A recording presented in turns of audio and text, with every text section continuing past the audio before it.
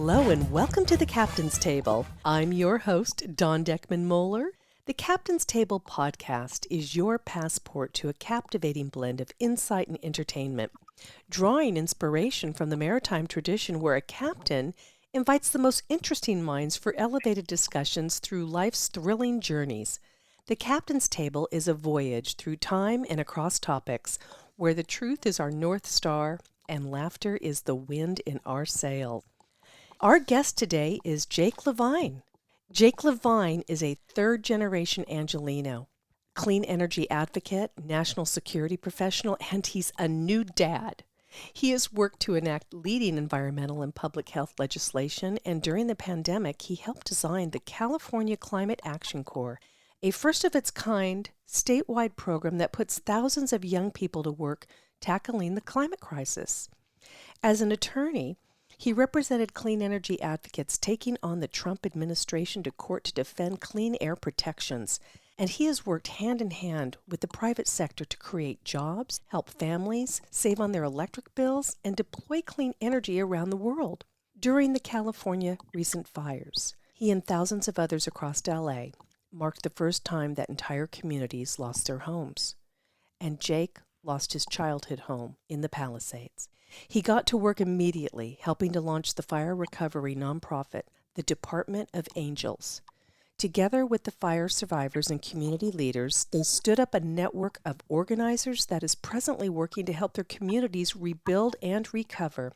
On our show today, our audience will hear Jake's desire to change the things that are broken and to come together with community to build a better future for everyone.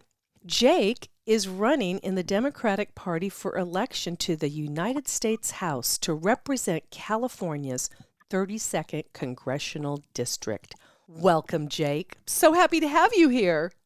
Well, thank you so much, Dawn. It's a joy to be here at the Captain's Table. Thanks for having me, and thanks for having our campaign. We're really excited about it. Well, we are excited about it, too, and this is really your show today to have an opportunity within our three segments to let people get to know you, know who they're going to go to the polls and vote for.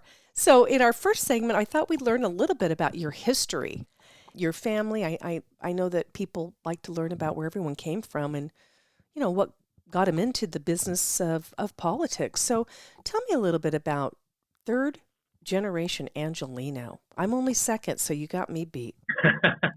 Well, third, you're second, and from afar now, I think, right? I'm from Burbank, and my parents were born in Los Angeles, and their parents came from Europe, pretty much, half and half, a little bit Wisconsin, but yeah, so really second generation Burbanker. Got it. Okay, well, my grandparents were the first to be either to come to LA or to be born in LA. My grandfather on my dad's side was born in Boyle Heights. Oh.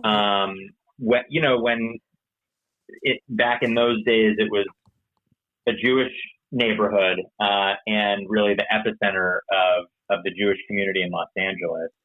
My grandparents on the other side, my grandfather on the other side, his family, well, everybody basically came from what was at one point Russia or Ukraine. My grandmother's father came from what would be today seen as Kyiv in Ukraine. Uh-huh. On the other side, folks came from sort of an area that maybe would today be in Poland. But everyone made their way to Los Angeles. My grandmother via Detroit, where her father had been an auto mechanic and an inventor. He had a couple of patents. One to a fender and one to a piece of the car, sort of on the floorboard that would prevent dirt from coming up. That's impressive. From the road. Wow. It was, it's a great story actually. His name is Nathan Kaptain.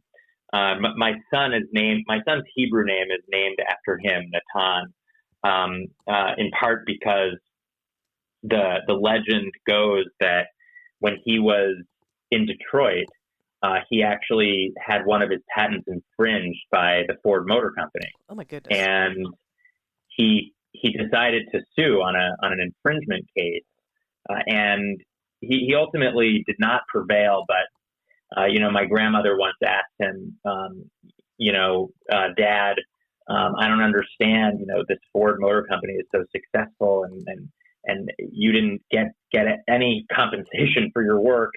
And he said to her, my grandma's name was Marcy. He used to call her Masha. He said, mashallah, that's the beauty of this country, though, is that, imagine someone like me coming from Kyiv, an immigrant and nobody, and being able to stand up in court and sue the most powerful person in this country. That's the power of this democracy. And so he looms large in my mind as someone who really gave our family a spirit of entrepreneurship and of public service and of sort of grit and fight. His daughter, Marcy, my grandmother, was the most resourceful woman I ever met. She later served on the school board in Beverly Hills. My grandfather, her husband, Max, was a lawyer. He served as the national chairman of the Anti-Defamation League in the late 70s and early 80s. And so, my family came from sort of humble roots in Eastern Europe, but they were able to come to Los Angeles and build a life, a really beautiful family and a profession in law and in business. And it's a story that has really given me a lot of purpose as I take forward my pathway into public service. That is a remarkable story. I love Max and Marcy. Was that your grandmother's name? Marcy. Marthy, and your son has Nathan or from Nathan the Hebrew. That's right. Yes, just people were so resourceful and so strong coming into this country. I can see why you are inspired by this generation. And I didn't know Boyle Heights. My family was, I think both mom and dad were born in Inglewood area. So that was interesting to hear that Boyle Heights was a real strong Jewish community in the Los Angeles area. Absolutely. Before that, it was a Latino community, and after that, it's been a Latino community. But for a long time, it was really sort of the center of Jewish life. And then, in the case of my grandfather, that was my grandfather, Sid. He was able to start a business not too far from there in the city of Vernon, which is east of downtown LA. Sure, Vernon. Where, yeah. So, the center of gravity for my family in those years was really around downtown, which makes sense because, Western Ave was sort of the western border of Los Angeles. Mm-hmm. It didn't go much beyond that until later. So your mom or dad, your parents, were they also entrepreneurial or into politics or public service in any way? They were. So, both of my parents served in different ways. My father served in elected office. He was elected to the California state legislature in the 70s, and then he went on to serve in Congress in the U.S. House in the 80s when I came onto the scene. And he served, combined probably about 20 years. And he worked on a number of issues that are still very salient today, from, protection of California resources and open space. I just learned, having worked in my career for so long in the clean energy space, that my dad actually had some legislation when he was in Sacramento, sort of enabling an environment for the development of solar power on rooftops, which I thought was very cool to be thinking about in the 70s. And he spent some time working on the peace process in the Middle East, another issue that I've tried to sort of take up in certain small ways. And then my dad ran for Senate in 1992. He didn't prevail, and he ended up going back to the practice of law and has done that basically since then. My mom, in many ways, I think of my mom as an inspiration for the work that I've been doing. She started out as a public interest attorney, and she did a lot of work to make sure that developments and projects around Los Angeles included environmental protections when they were completed and when they were negotiated. She was responsible, for example, for making sure that we got light rail along with a team of attorneys on one of the freeways that cuts across Los Angeles. Recognizing the importance of public transit and low carbon modes of transit for accessibility and for environmental protection purposes. Eventually, my mom was appointed to the bench in California. She served as a Superior Court judge in the state, in the juvenile court, both on the delinquency and dependency side. And she was always sort of just leading by example in our family. She was dedicated. She remains dedicated to work for young people.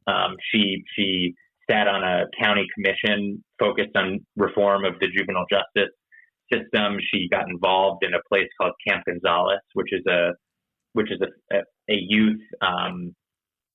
It's a youth facility that helps people coming in and out of the juvenile justice system to exercise muscles in creativity and in journalism and in art and in work with their hands, whether that's in the soil or sculpture and writing. And so, my mom was a part of an organization called Inside Outriders and the Anti-Recidivism Coalition. She was sort of in some ways the more radical public interest voice in our family, and I think that I got my streak of progressive sort of politics from her, and because of both of them, but also because of some of the other mentors in my life, I was always interested in a career in the law and in a career that could help leave this place a little bit better than how we found it. Well, my goodness, it sounds like sitting around the table with the Kennedys. Well, I don't know about that. I'm just saying. I'm sure the kitchen table conversations with you growing up, and family holidays were quite fascinating with everyone that you just talked about. I mean, I would love to just kind of show up there for Yom Kippur or something and just say, "Oh, I want to meet your dad." Well, come on over. The door's open. The door's open, of course. You could be Elijah on Passover. That's funny. That is fantastic. So now I believe, I know this show's about you, but your family, you have one son, your new dad? Yeah. Okay. And his Hebrew name is Nathan or Nathan or Natan, however you pronounced it. Is your wife in the business, the political business? My wife is a journalist. She's in your business. Oh, she's okay. Yeah. But, I think that I don't want to speak for her. No, I understand. But I think that she sees journalism as a public service, as do I. And she sees it as a mechanism and a vehicle for holding, not just our elected leaders, but holding sort of, holding people to account, and shining light in a search for the truth on important questions. So, yes, I guess I would say she is also in the business, but yeah. She's in the fourth estate, as they say. As a journalist. So because we're going to talk more in the second segment about your professional career and the beginning of it all, but when you did decide that you were going to run for the 32nd Congressional District in the U.S. Congress, what did your parents say? Well, they said, "Can you win? Can you get the money?" They were interested in the brass tacks. They've been around and they wanted to make sure that we could win. And I think the truth is that we're taking a leap of faith here. We're going up against a 30-year incumbent. He's been around for a while. He's got millions of dollars in the bank, and he's got the support of some pretty entrenched interests. But in my mind, that is why we can win this campaign. And so I found myself sort of debating it a little bit with my parents. and making the case and feeling fired up about that case that, we got to do things differently if we're going to change the country, if we're going to emerge from this crisis that we're in, this crisis that we're living through in terms of corruption in Washington and the nearly daily constitutional crises that we encounter. We can't just keep sending the same people back. So that the question that they asked was a very practical one, but I found that it led right back to the substance of what we were thinking of doing and whether it was viable.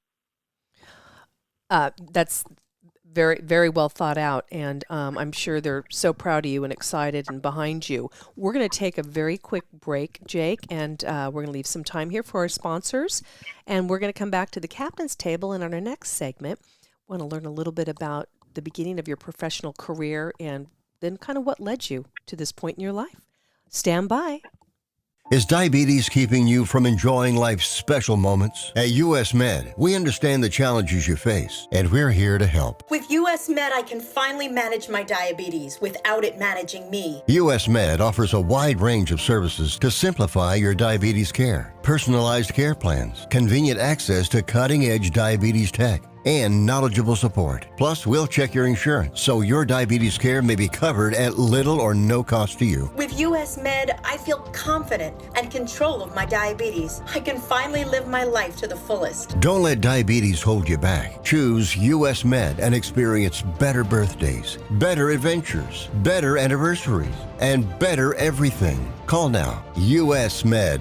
Better service, better care. 800-659-7805. 800-659-7805. 800-659-7805. That's 800-659-7805. Welcome back to the Captain's Table. I'm your host, Dawn Deckman-Moeller, and we have Jake Levine with us. And I am just fascinated by your family, the deep roots of a third generation of Angelinos in the Los Angeles area. Some wonderful stories, Jake. You should be so proud of just your grandparents, and you just said they had the grit to get in there and become part of the community and how they can give back. So tell us a little bit. I know that you mentioned even your mom was. You kind of talked about just involved with the light rail, being very proactive and forward thinking. And I was remembering when you mentioned that the old Angels flight, and I think the Blue Line, some of the railways that were there when my grandmother was working in downtown LA as a typist, at some point in time. So there's some things that have happened in the, in many decades where, I didn't grow up where there was a light rail going down the middle of the 210 freeway. Just people that like your mom and dad are just forward thinkers, and your grandparents. So kind of tell me a little bit about the beginning of your career, where you went to college and a little bit of your resume. Sure. So I always was interested, starting from when I was in college and afterwards, in really getting involved in addressing what, for my generation, is one of the biggest crises that we face, really for everybody. But I think people in my generation were among the first to really think concretely about that, and that was the climate crisis. I see it as an opportunity not only to address this environmental imperative, but as a way to do things differently in terms of public health, and to create economic opportunities, and to drive job creation and innovation and growth and technological innovation. And I was just so excited to get involved in all of those things. When I was in college, I ran a campaign to get my school, to get the university to actually become among the first in the country to adopt GHG, greenhouse gas emission targets. And I saw the power of organizing and mobilizing students towards a public good. And I decided that I wanted to keep doing that if I could. That spring, coincidentally, I went to go hear a little-known senator named Barack Obama gave a speech at another university, and I completely just fell in love with the message that he had and decided that maybe there was a way to combine these two interests and try to help get this guy elected with an eye towards, then working on clean energy and job creation and community organizing through that, through a future administration. So I ended up hitting the road for Barack Obama. I joined his campaign. My very first job actually was as a volunteer. I was a driver for Michelle Obama. Oh my goodness. In New Hampshire. And this was in the winter was starting in 2007, but going into the primary elections in 2008, I spent a week with Mrs. Obama in a small van. This was before she had any Secret Service and just had a small staff. And we went from event to event and sort of lit up the crowds. And from that moment on, I knew that this was a team that I wanted to be a part of. I felt empowered. I felt inspired. I felt hopeful. And I spent the next year crisscrossing the country as part of the Obama campaign. I went to 25 different states and even actually went on the trip. He took a foreign trip as a candidate. And because I could speak French, they brought me to France. And I helped. Wait a minute. And you speak French. Okay. Well, I studied abroad there, so I learned, at least I learned a little something. I followed my college girlfriend to Paris and decided to learn French, but it served me well on the Obama campaign. Good luck. Exactly. Oh my goodness. And it was a very improbable, when I joined it was a very improbable campaign. Hillary Clinton was the front runner, but fast forward, we ended up winning. I convinced the woman who would go on to become the climate czar in the White House, Carol Browner. She had served as the EPA administrator in the Clinton administration. I convinced her to hire me, and I joined her team in the White House as a sort of jack of all trades policy staffer. And in that work, we implemented the strongest clean car standards ever. We advanced legislation on a climate bill that passed the House, a bill called Waxman-Markey, which ended up dying in the Senate, but it was an enormous victory in the House and one that delivered on later legislation in bits and pieces. And it was in those days, it was in that time when we had the BP oil spill. And so we ended up really grabbing a hold of and managing first of all, the immediate response to that Deepwater Horizon disaster where we tragically lost lives. And there was so much irreparable damage done to the environment. We were able to bring it under control and ultimately conduct a multi-agency, multi-jurisdiction cleanup. And so, that for me was such an eye-opening and expansive experience. I felt that it was an issue area that touched everything, as I said before, and I decided I wanted to dedicate myself to it. So I went to law school and tried to get the skills to learn about the ins and outs of administrative law and agency work and how the states and the federal government work together on this.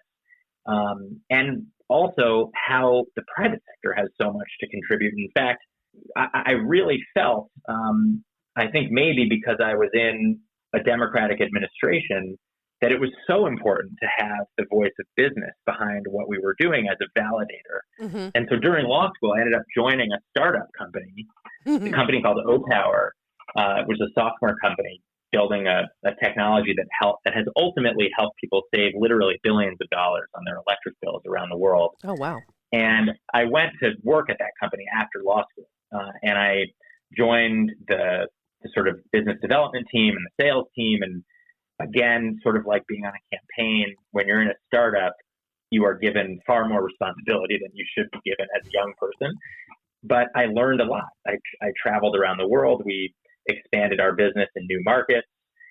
We tried to establish a business in mainland China off of the work that we were doing in Hong Kong. And ultimately, the company ended up having an IPO and later was acquired. And it was a wonderful experience for me just seeing how, as an entrepreneur in this country, you can be so creative and you can solve problems and you can move the needle and not just be focused on the bottom line, but be focused on driving really important results for the public in terms of, in this case, energy savings and emission savings. But after that company was acquired, I wanted to go back into government. So I called up my then state senator, a woman named Fran Pavley, who's a total legend in the environmental world in California, someone who I had met working in the Obama administration. And I asked if I could help her in her final year as a legislator. And so she brought me onto her team. We passed sweeping legislation in California that set our emissions targets, but also positioned the sort of environmental justice community for there's so many resources that get allocated across the state in the way of electric vehicles and clean energy and energy efficiency, but there's always been a little bit of an unevenness to it. And particularly when you look at the communities that are most burdened by air pollution and by extreme heat and by the public health impacts of all of that, we felt that it was important to ensure that the benefits of those programs could really go to the communities that most badly needed them. And so with Fran, we worked on legislation also with a legislator named Eddie Garcia, who represented an area of the Imperial Valley at the very bottom tip of the state of California, to enact environmental justice legislation. And that was a real important experience and education for me to see a cross-section of the state's politics and how to get things done in Sacramento and in the legislature. Well, I realize, Don, I feel that I'm just boring you here with this long resume. No. This is exactly where I wanted to go with this, because people want to know that the work that's been put in prior to anyone running for U.S. Senate or Congress or mayor. I think it's important. We want to know. I know there are people out there that are running for office that don't have much experience on whatever side it is, independents, Republicans, Democrats. And I think this is important for everyone to hear. So that is why we're doing this show. We're going to take a very quick break, and we're going to leave some time here for our sponsors. And we're going to come back to the Captain's Table, and stand by. For anyone who's worried about back taxes, has not filed tax returns, and doesn't know what to do next, stop and listen. Not filing your taxes can have severe consequences, especially in this political climate. Now that COVID is over, the IRS is getting aggressive, massively increasing enforcement and collection efforts. With politicians making all sorts of promises, especially when it comes to taxes, hiding and not dealing with your taxes will cause you harsh legal and financial ramifications. But right now, the IRS offers forgiveness and writes off a massive amount of tax debt. The Tax Doctor offers a free service that helps people get out of IRS collections and back in good standing with the government. Don't hide or bury your head in the sand. Take advantage of our free service. Call now to learn more. 800-368-1307. 800-368-1307. 800-368-1307. That's 800-368-1307. Welcome back to the Captain's Table. I'm your host, Dawn Deckman-Moeller, and we have Jake Levine with us. What I'd like to do is pivot towards, I know as a result of the recent fires in California, there was another nonprofit that you started working on. Talk to us a little bit about that and how the Department of Angels came about. Sure. Well, and thanks for saying that. And I appreciate the chance to walk down memory lane here with you. I'm enjoying the heck out of it. That's why I'm being quiet. Okay. Well, I returned, January 7th was the day the fires started this year. It's been a long year, but in fact it was this year. At that moment, I was finishing my service on the National Security Council in the Biden White House. Got it. I'd gone back to Washington after practicing law here in LA, and worked on driving a lot of the financial investment that the U.S. government was doing in clean energy around the world, and then finished up the term leading the Climate and Energy Directorate at the National Security Council. And I'll never forget, we're wrapping up a meeting dealing with energy security assistance that we were providing to Ukraine. And, in these meeting rooms where you're conducting a classified meeting, you can't have your phone with you. So everybody leaves their phone in a box outside the door. I had been aware of the fire and very anxious about it.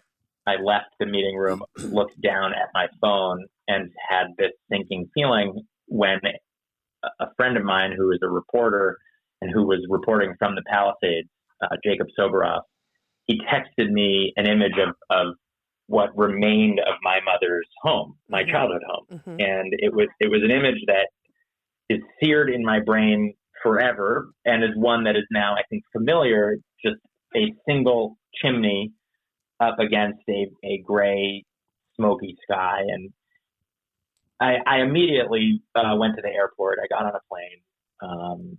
My wife was 7 months pregnant, but I decided I needed to go and get my parents settled. And in the course of being home, as devastating as it was and as emotional as it was, it just sort of breaks you open when you think about the scale and the 6,000 or 7,000 families in the Palisades, another 5,000 or 6,000 or 7,000 in Altadena. That everybody had a life that was. Thank God my mother is alive, and there were so many people who actually did lose their life. But when you think about the things that were lost, the hundreds of years of correspondence, the photographs, the memories, the futures that people were relying on, just devastating. So but the silver lining, maybe a silver lining here, was that the community came together. And I had the chance to work with some community leaders, Miguel Santana at the California Community Foundation, Evan Spiegel at SNAP, many others in helping to form and stand up a nonprofit called the Department of Angels, which is still doing work in the community today. It is providing grants for some of the emergent organizations, some of the long-standing organizations that have been a part of the recovery. And we also put together a working group that developed policy ideas that we would then advocate at various levels of government, to the city, to the county, to the state, to the federal government. There is so much that has frankly not gotten done, whether you're talking about assistance to renters or to mortgage holders, whether you're talking about testing the soil for contamination like lead and arsenic and chromium-6. One of my one of my good friends, he's a geologist, and he's one of the companies that was hired to do the testing of the soil. I mean, as a matter of fact, I think he was going to retire, and then he hasn't retired yet because he's been so busy with this just horrible tragedy. Yeah, and typically what happens in a megafire like this is that the U.S. government would take on the burden of that testing, where the U.S. Army Corps of Engineers would conduct something called confirmation sampling to make sure that before families come back and rebuild, that it's safe. And in this case, our leaders were not able to secure that most basic measure of safety from the federal government, which decided instead that they were just going to clear a little bit more of the soil off of the land and just hope that would clear the contamination off. I think what the testing has so far revealed is that it does not clear all of the contamination. In fact, a significant portion of properties on which structures burned, and even properties that were adjacent to those, are still dealing with the contamination, notwithstanding the 6 inches that was scraped by the Army Corps. So, thankfully there are people like your friend who are coming in to provide that service. But it's important to remember that it's a burden that we, as Americans living in the most powerful country in the history of the world should not have to take on our own. No, I completely agree. And anyone, our audience out there, and even myself, I used to, live in Altadena. My girlfriend lost her home there, a friend of mine, and I've got friends we know a lot of people that have lost their homes in both of the fires. So it is such a tragedy. I'm grateful that you had found an opportunity in developing and working with and creating the Department of Angels. So, and I'm only assuming that you're not on that board right now because you're running for U.S. Congress. So we're going to take a quick break, and let's hear a little bit about what you want to do when elected to the U.S. to the 32nd Congressional District in California, and the Palisades is part of that, right? Correct. Okay. We're going to come back. I'd like to hear a little bit about that territory and what you'd like to tell the audience about how they should vote for you and why. Stand by for a moment. This important national healthcare update is brought to you by the Hearing Helpline. Now, you can make a free phone call and save big over what you'd pay at a doctor's office for hearing aids. Plus, this offer comes with a 1-year warranty. And if you call in the next 10 minutes, shipping is 100% free. We have a nationally known hearing aid that has improved the hearing of thousands of happy customers. And you'll pay a fraction of retail hearing aids prices. These outstanding hearing aids are nearly invisible. You can even use them to answer your cell phone. And they come with a 45-day money-back guarantee. You have nothing to lose and better hearing to gain. I urge you to improve your hearing for you and your loved ones and call the Hearing Helpline now. 800-208-2172. 800-208-2172. 800-208-2172. That's 800-208-2172. Welcome back to the Captain's Table. I'm your host, Dawn Deckman-Moeller, and we are learning everything we need to know about Jake Levine today. And he's got an interesting resume. I'm really fascinated by everything that you've gotten to work with the Obama administration, the Biden administration. You've been on numerous important committees. You did some really great stuff with the EPA with Fran, I can't remember her last name, and Eddie in California. Touched on some sad things that have happened this year. And yes, it has been a very long year, and we couldn't believe that those fires had happened. But the Department of Angels is out there. And at the end of our show, Jake, I'd like for you to let people know, obviously where they can find you and learn more about your campaign and also some other important places that they need to know about. So why are you running for Congress? Well, we talked a lot about the fire, and I sort of alluded to it a little bit, but what I saw firsthand when I helped to get the Department of Angels off and running was a real lack of leadership, a real lack of a vision, and an effort to organize the community, an effort to organize resources. And here we are, almost a year later. We have not received the kind of support that we deserve in terms of federal funding, in terms of basic services. And I just feel, I gotta just say, it's unacceptable to me that this would be the status quo that we would settle for.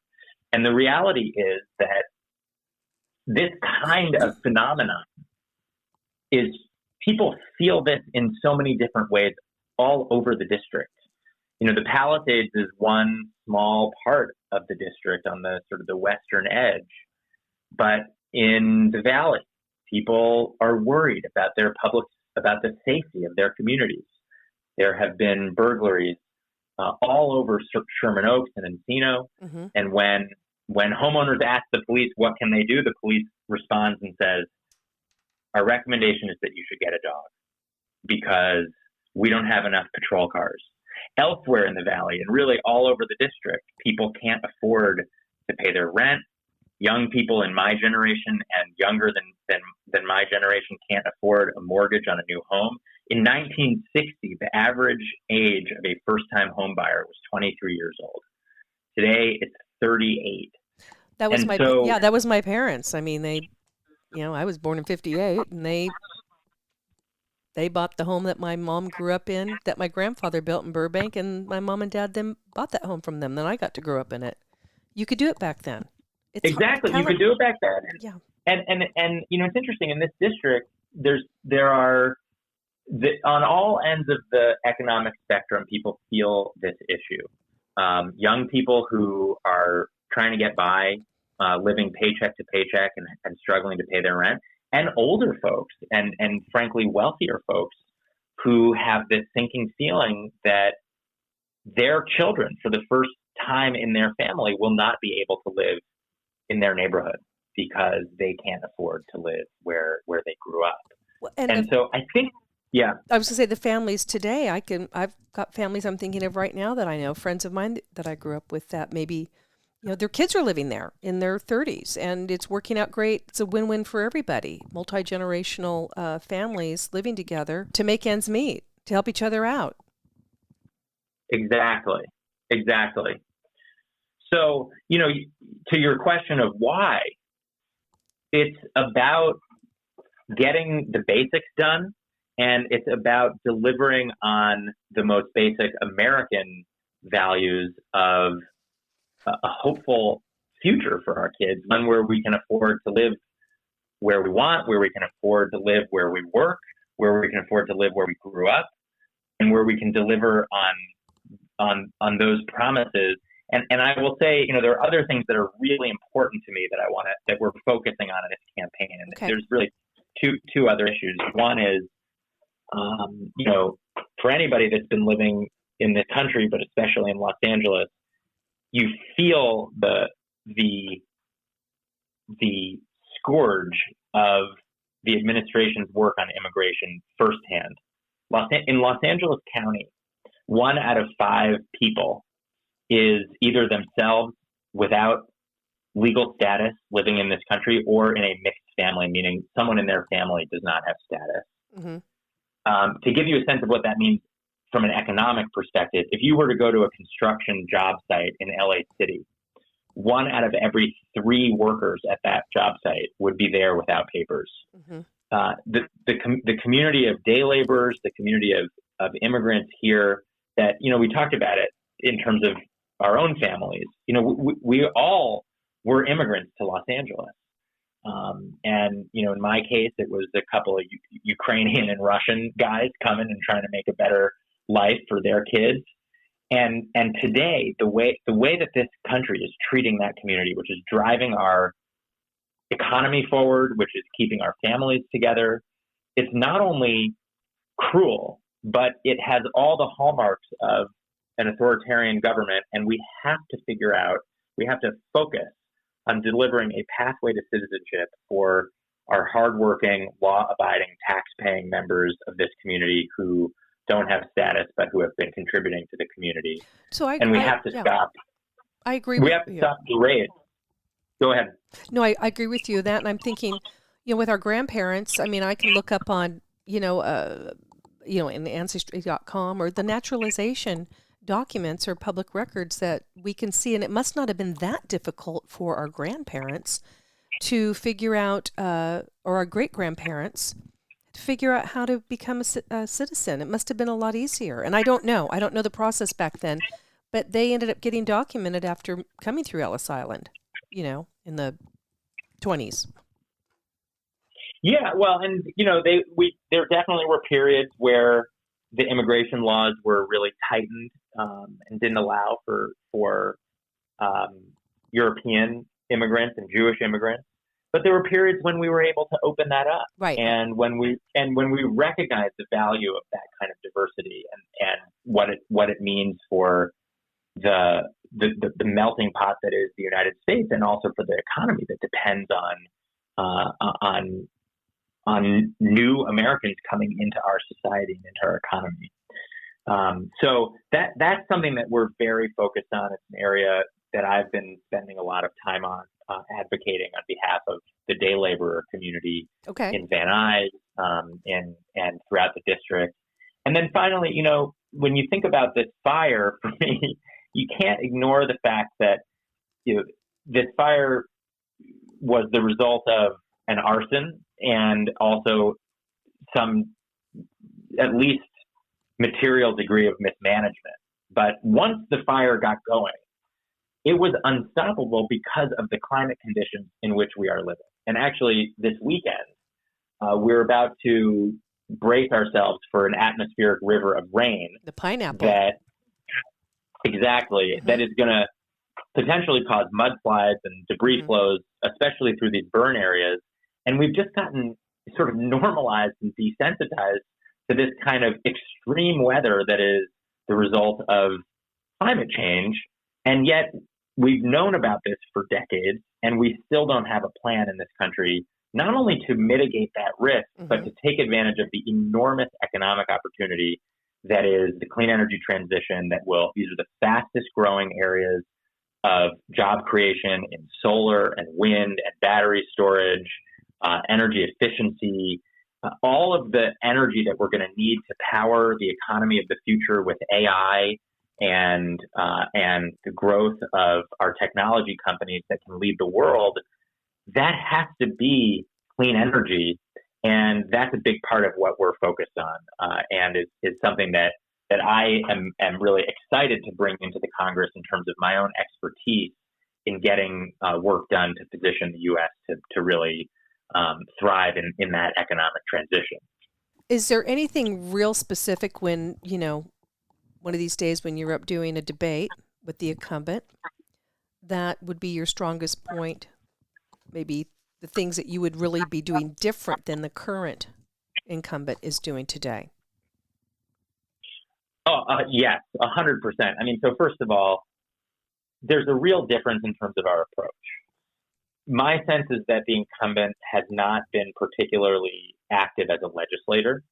I'm not aware of major legislation that he has led. Okay. And this is the job. It's a legislative job. Right. I have built coalitions to get legislation done in Sacramento. I can get big things done in Washington. I understand how to do it. And so there's a real difference in terms of approach and the degree to which we would bring a really dynamic approach into this job. But also, one of the areas where he and I disagree is Brad Sherman. When you look at his list of donors, what you would find is tens of thousands of dollars from corporate PACs. Mm-hmm. And these are corporate PACs largely from the banking industry, hundreds of thousands of dollars, that he has taken all while sitting in a senior role on the Financial Services Committee. So he is supervising and regulating this industry while taking donations from their PACs. I don't think that we as Democrats can be sitting here scolding the administration on the one hand on its egregious corruption in the way of cryptocurrencies and World Liberty Financial and the Qatari jet, and on the other hand, taking PAC donations from the corporations that we're supposed to be regulating in Congress. So there's just an enormous difference in terms of our approach, in terms of our ethical standards, and that is something that I would seek to highlight. Well, there's a lot of hypocrisy that goes on. We know that it's not an easy business to be in, Jake. I mean, it's a tough business to be in politics, and there's such a split, in the House and in the Senate and in America. Let me ask you a question. Absolutely. Yeah, go ahead. What type of Democrat are you? They talk about what do you progressives, a progressive. Sometimes people say I'm just a normal conservative, a Democrat, more vintage. We've got people that are running under more socialism, democratic socialism. So that's kind of a topic today that I think a lot of young people want to know. I don't know why. I don't really care for the labels as much. I just want people to do a good job for their constituents. Well, I'm with you, and that's exactly what we're. I don't think the left and right and progressive, it doesn't serve our politics today. No, because at the core of what we're talking about is just getting things done. I mean, look, I have a number of progressive values. I also want to work with business. I'm pragmatic. I will work with anybody who wants to get things done.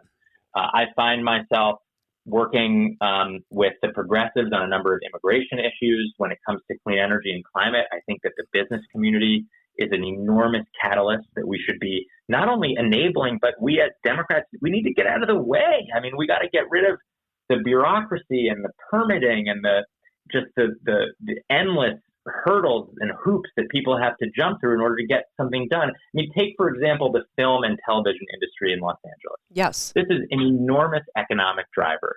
It is the most important industry in terms of setting a global standard for creativity, an American export of inspiration and joy and laughter and everything that's so magical about Hollywood and Los Angeles. And we are strangling it to get to death with endless fees and permitting. And so, we need to have a progressive kind of politics around supporting that industry through something like a state level and federal tax credit. Yes. But we also have to have a more conservative approach to getting government out of the way. So does that make me wonder? I'm not sure what that makes me. It makes me a getting stuff done Democrat. And that's what, we're focused on in the Palisades. That's what we're focused on across the district, is really just delivering and getting things done. I like that. You're a getting stuff done Democrat. So in the last couple of minutes here, Jake, this is your opportunity to look into the camera, which is your audience in the greater LA area and much more broader than that through the app with KABC Talk Radio 790 AM. But yeah, go ahead and look into the camera, talk to the audience, and then close out with how they can find you, where they can find you, where you're going to be, just everything they need to know to be able to tell their friends about you. And thanks. Well, first, yeah. Yeah, and so why go they ahead, should vote, Don. and why they should vote for you. There you go. Well, thank you. And first of all, I just want to say thanks to you, Don, for doing this. I've really enjoyed our conversation. I hope we can do it again. And for everybody out there listening, you can, please find us at jakelevineforcongress.com. Please follow us on Instagram and TikTok and Twitter, X, Facebook. We're on all the different socials. And look, this is a campaign about supporting you. It's a campaign about standing up for a more affordable Los Angeles, for one where we can afford the rent and can afford our homes. It's about standing up for our neighbors and coworkers in the immigrant community and standing up for their constitutional rights. And it's about delivering on the promise of a clean energy transition that can finally address the climate crisis. And really, we see that through the lens of the work that everybody in this beautiful city and state is doing every day. We want to lift that up, and we're looking forward to meeting you out there on the trail and getting to know you and how we can support you better. Well, thank you so much, Jake. It has been a delight to have you here today. Jake Levine, you've got his address, web address to go to, and we'll maybe have another opportunity next year. We'll have to see. Have you back on the show before the election time? How does that sound? That sounds great. Thank you, Don. It's been a pleasure. Thank you so much. And thank you for joining us on the Captain's Table. Follow us on KBC Talk Radio 790 LA, Facebook, Buzzsprout, Spotify, wherever you get your podcast shows. Thank you so much for joining us today on the Captain's Table. Thank you, Jake. Have a great day.